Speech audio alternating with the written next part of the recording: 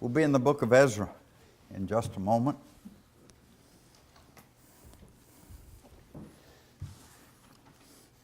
I liked what Josh had to say to us. The first, Isaiah, has seen a vision of God, and he's so awed by God that he just melts of spirit and says, God, anything you want, I'll do. The second part, the book of Revelation,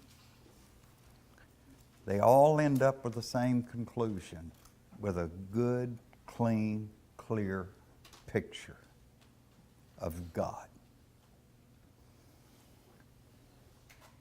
I kind of read through the picture book of Revelation. It's what it calls itself, chapter 1. And I read chapter 4. And putting it in as few words as I can, John says, God is on the throne. Ooh, what a special message. And it does tie into what we're going to say today. God is on the throne because our brethren were being killed for their faith, were being put in a coliseum with lions to bring about a slow, painful death. All you needed to do to avoid that was say, Caesar is Lord. Our brethren would not compromise themselves, and they said, Jesus is Lord.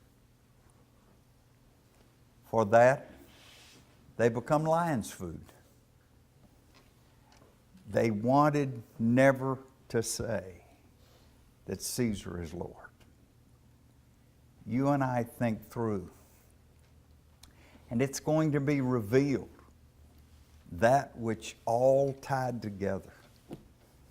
Chapter 5, reduced to the smallest amount of words that I can reduce it to, says, worthy is the Lamb to tell us the conclusion of this whole matter, all the way to chapter 22. The Lamb is the one that will tell us how we need to do what we need to be.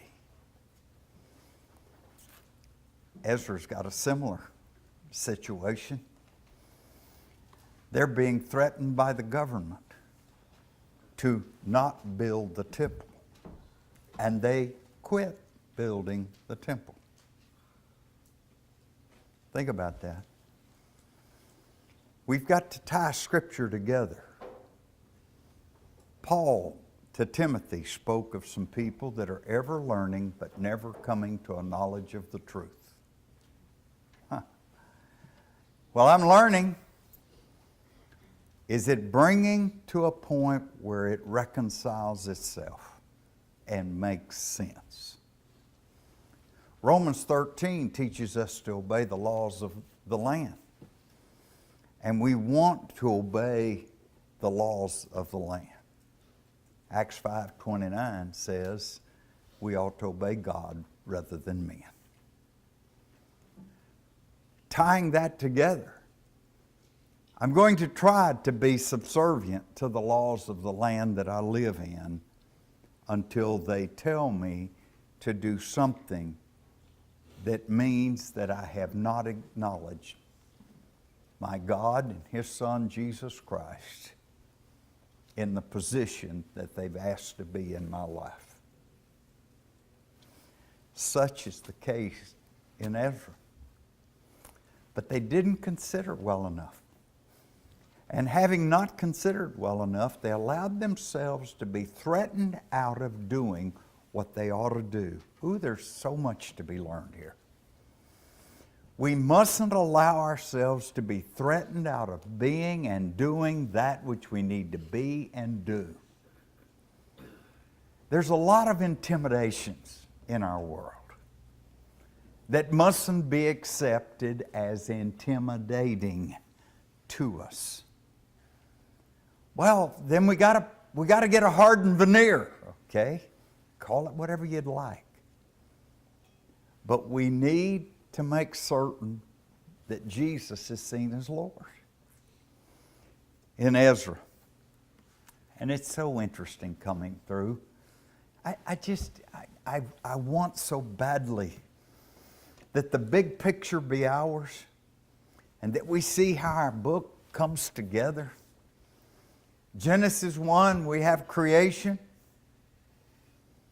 Then we have sin. And sin brings a curse, Genesis 3. I think the curse that's brought Genesis 3 is all of the iniquities that go on in our world. But all of those iniquities can be used to say to you, look to your God. Look to your God. That's the intent of those things that we think of as iniquities. Reread the plagues, 10 plagues. What would we have called that? We got a locust invasion. Oh my, what are we going to do? What are we going to do? How about recognize that God's in control of the locusts? He brought them and He took them away. And I look at all 10 of the plagues and realize He brought them, He took them away. In the beginning, God created the heavens and the earth. And then it was cursed because of sin. We can get all disturbed over the iniquities in our world, or we can admit we hate sin. For that's what brought it. And I'm not going to blame Adam. I'm not a sinner because Adam sinned. I'm a sinner because I sinned. I sinned and came short of the glory of God. And I'm beginning to see the big picture. Man got so sorry. I hope it's not offensive to God, but I feel like Genesis 6, God said, I need a do-over.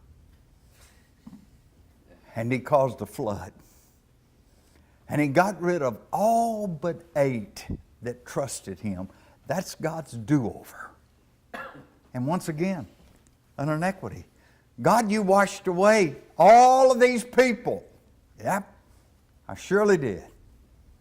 Well, some of them weren't old enough to have had faith in you. He said, yep, but I knew who was raising them.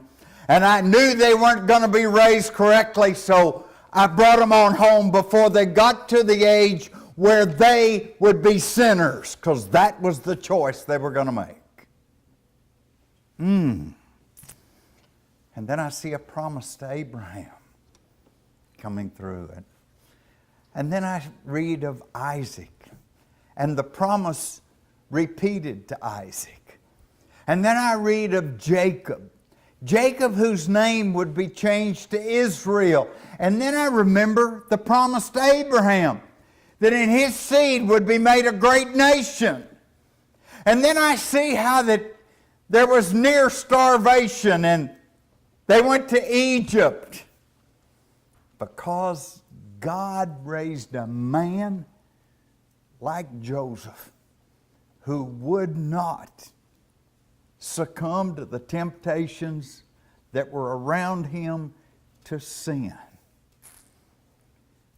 Found a way to be elevated. Do you see how God's working? God elevated Joseph, the one the brothers didn't care for. You know, the coat of many colors. God elevated Joseph, that his father would come into Egypt so they would not die in the famine. God caring for them. Watch the miracles in Egypt as Joseph thrown in jail after having been lied about. God raises him up out of the jail. Romans 8:28, all things work together for good to them that love God. Amen. to them that are called according to His purpose. You know what? It can't go bad for you and me. All somebody can do, the most somebody can do, is take our breath. And if you take my breath, I get to go home to be with my Jesus. Oh, you thought you won. You are the biggest loser on earth for taking my breath. I got to be home. I got to go home. I'm the winner. I'm the winner. I want to live for Him as long as breath exists. But if you take my breath, I get to go home. That's why. In the book of Revelation, they were being threatened. And what's John tell them? Just be faithful unto death, and I'll give you the crown of life. Don't worry about when death's coming. That's not pertinent. Pertinent is being faithful unto death. And then you'll get the crown of life. I need to worry about how I live, not about whether I'm going to die. Because it's appointed unto men once to die. Hebrews 9:27. And after that, the judgment. I'm going to die. I'm going to die. You're going to die. We're going to die. Well, what is life? Life is the opportunity to glorify the God of heaven. I want to live so as to glorify the God of heaven. And that's what life is. I don't need to be intimidated. I don't need to be threatened. I don't need to be anything other than live such as to glorify Him. And I know which decisions are the good decision. It's not even difficult. Which are the good decision? What would Jesus do under those circumstances that I have? That's the good decision. Oh, well, that's not. Another decision will get me hurt. Because God made you and God made circumstances. And when I make the wrong choice, then I'm under the wrong circumstances and I'm going to get hurt. I watch God as He brought us through Joseph, how God raised up Joseph, looked after his people. Doesn't technically have a people yet. And then we went into Egypt because Joseph brought us there and took care of us, made sure we had something to eat. But the Egyptians were so pleased because they made us work, and we worked well. But you know the thing about the slave is the slave gets stronger and more able. And if you got people waiting on you all the time, you get a little fat and sloppy. And that's what happened to Egypt. And that's what happened to Israel. And God had them stay in Egypt long enough to now we've got a nation. That's God growing all the way through. And why did we leave? Not only did God provide us with Joseph, but we leave. And we walk across the Red Sea on dry land. Well, what does that say to us? It says to us, I can take care of you. Well, that's not normal, God. He said, I can take care of you in the abnormal. I can take care of you in the abnormal. I can take care of you. Well, he went there into the wilderness wanderings. He said, yeah. And what'd you learn there? What'd you learn there? God let us go pick up our food one day at a time. Only 2 days on the 6th, because we weren't to pick up food on the 7th. And if you picked up trying to get ahead, like, we're always saving for that proverbial rainy day, surely enough, we've got enough together, it can't rain that much. When God intended that to be useful to Him, and I began to see God again trying to teach me out of the wilderness. And God raises up, you know, all the miracle around the little baby Moses and how the king wanted to kill that every male child. His mother couldn't bring herself to give him to Egypt, so she puts him in a little basket and puts him in the river. Surely enough, the king's daughter finds him, and she raises him. Now, we've been in Egyptian bondage. We've been away all the way through here. We come all the way through Moses, and then Joshua, and then Judges, 15 in number, and then monarchy, single king, Saul, David, and Solomon. You're all the way moving through your Bible. And then the divided kingdom. And there were 20 in Judah, there were 19 in Israel. And there is the divided kingdom. Within this, God sent the prophets to bring people back. We're going to go into Assyrian captivity. No formal return.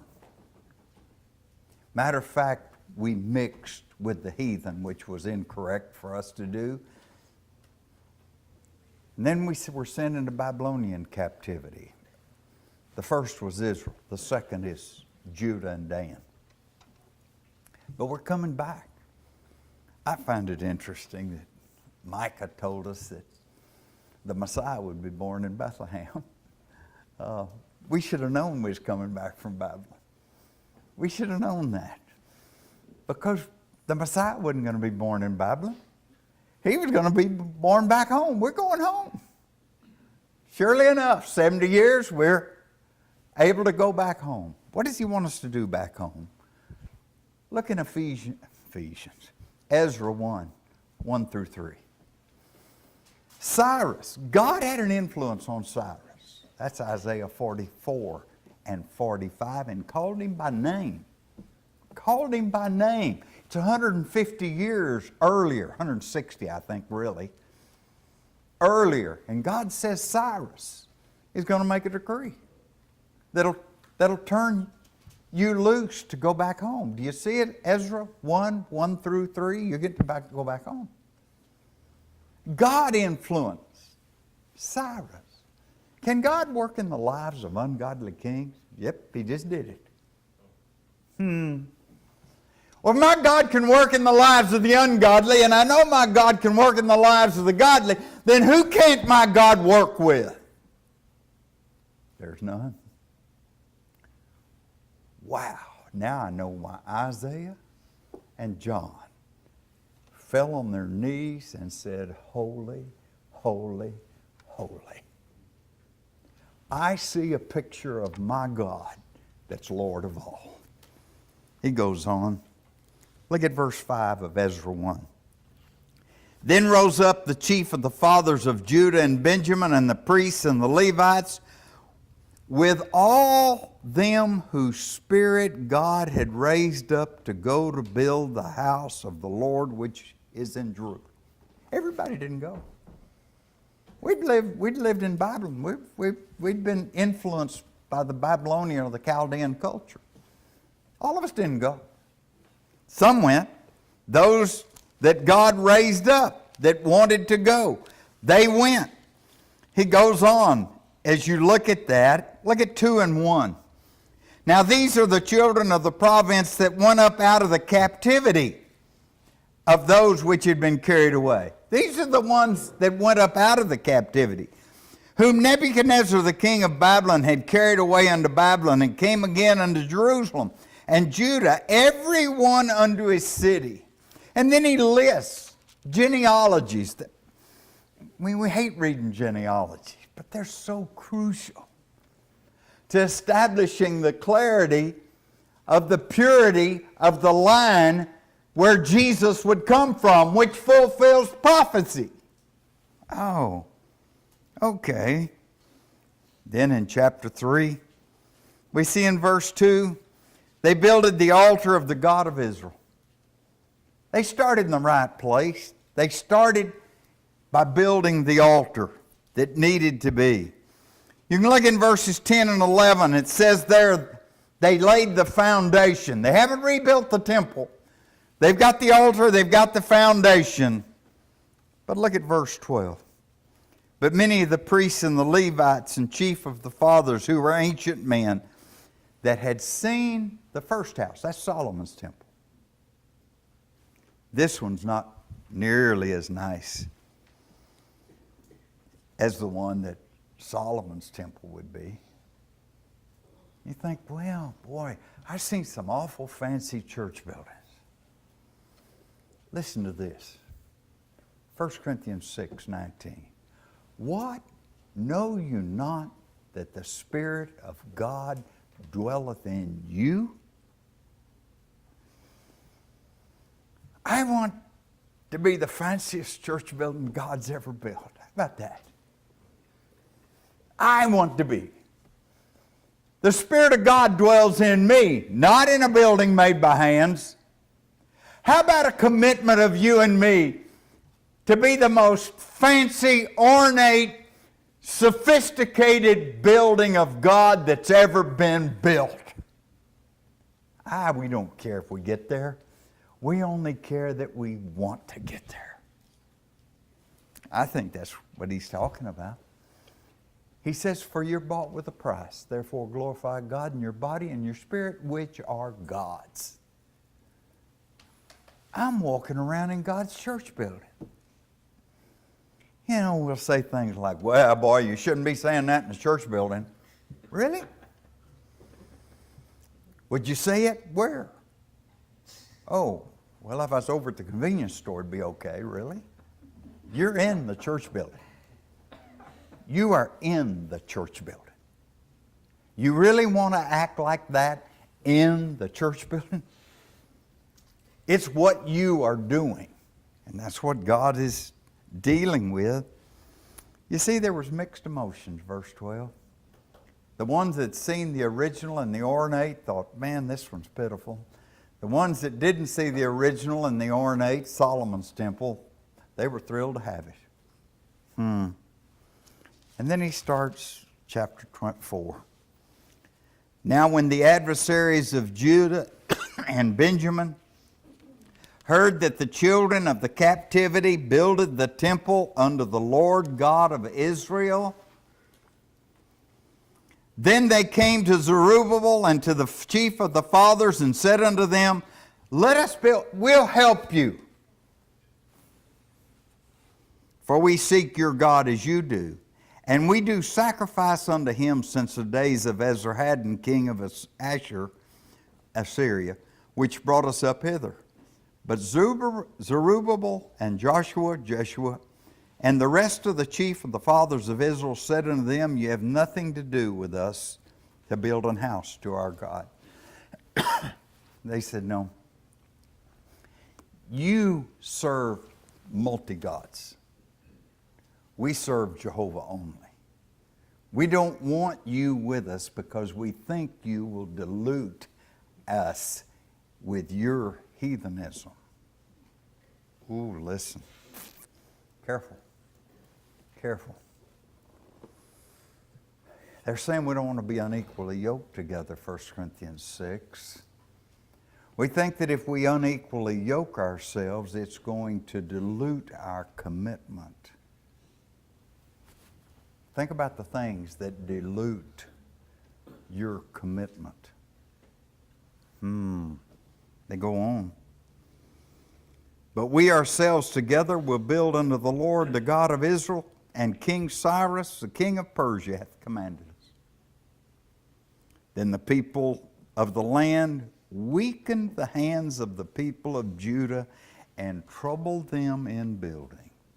Now, I don't know what that means. How'd they weak their hands in trouble? Think about the things that weaken you in what you know you ought to be and do as a child of God. Think about the things that trouble you. And remember all the way through that we mustn't submit to any power, whether it be the country or anything else. You know what he's asking me here?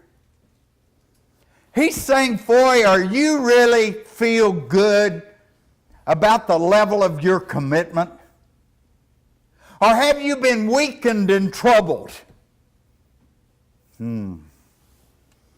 Lord, let me look again. Please do. Then they hired counselors against them to frustrate their purpose. I got to ask me first what my purpose is. Go to heaven, take as many with me as I possibly can. Who and what frustrates me in that purpose? I can't allow my hands to get weak. I can't allow myself to become troubled. I'm in charge of me not being weak and me not being troubled, and therefore I'm going to withstand that which would weaken my purpose. He goes on. And in the reign of Ahasuerus, in the beginning of his reign, wrote they unto him an accusation against the inhabitants of Judah and Jerusalem. Now you can read the accusations starting in verse 7, going down to 10, and the exact letter is recorded beginning in 11 that was written to frustrate their purpose. As you've seen in verse 5, the exact letter is written. Verse 12, be it known unto the king that the Jews which came up from thee to us are coming to Jerusalem, building the rebellious and bad city. That's what the letter says. It's a bad city, it's rebellious, and if you let them rebuild it, it's not going to be a good thing. The reason, verse 13, then they will not pay toll, tribute, and custom. They won't pay their taxes. All they got to do is get their temple. They've already got their altar. When they get their temple and they get their walls finished and they've already built the foundation, then they'll be able to protect themselves and they won't pay their taxes. It's not a truth. But when people accuse us, seldom is it exactly the truth, and if it is, then we need to change, if it's that which discourages us. He said again in verse 15, the city is a rebellious city. It practiced sedition in verse 15, and that's the reason we destroyed it in the first place, verse 15. See it at the end of the verse? The king made an order starting in 17. And the order is, verse 21, give you now commandment to cause these men to cease, and that this city be not builded, until another commandment shall be given from me. Stop the building. And our brethren stopped. We need the temple. Our brethren stopped. We need not give way to government or any other lesser form of authority or power when they're talking to us about not being and doing what we ought to be and do. We don't want to be obstinate for the sake of being obstinate. We don't want to be difficult because we like being difficult. We want to be godly because we love being God's man or God's woman in God's time. You see verse 23? Made them to cease by force and power. Then seek, verse 24, the work of the house of God, which is at Jerusalem. So it ceased under the second year of the reign of Darius, king of Persia. Now we're going to read just a couple of verses, and tell you where we're going from here. Then the prophets Haggai and Zechariah, looky there. This is after we've come back from captivity. Now Haggai and Zechariah, we'll need to study them next, not chapter 5. We got to go look at Haggai and Zechariah.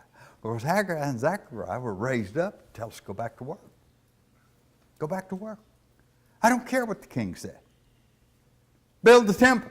Go back to work. And we're going to go back to work. But we see what's happened in our history. And we've seen all the way from Genesis, now after the captivity, and the last three prophets to prophesy are Haggai, Zechariah, and Malachi.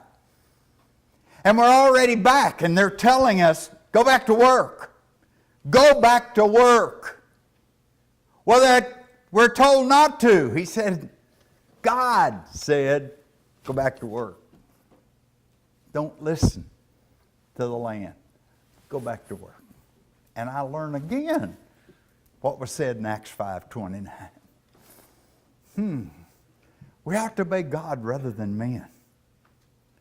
We're going back to work. Look at 5, just 1 and 2.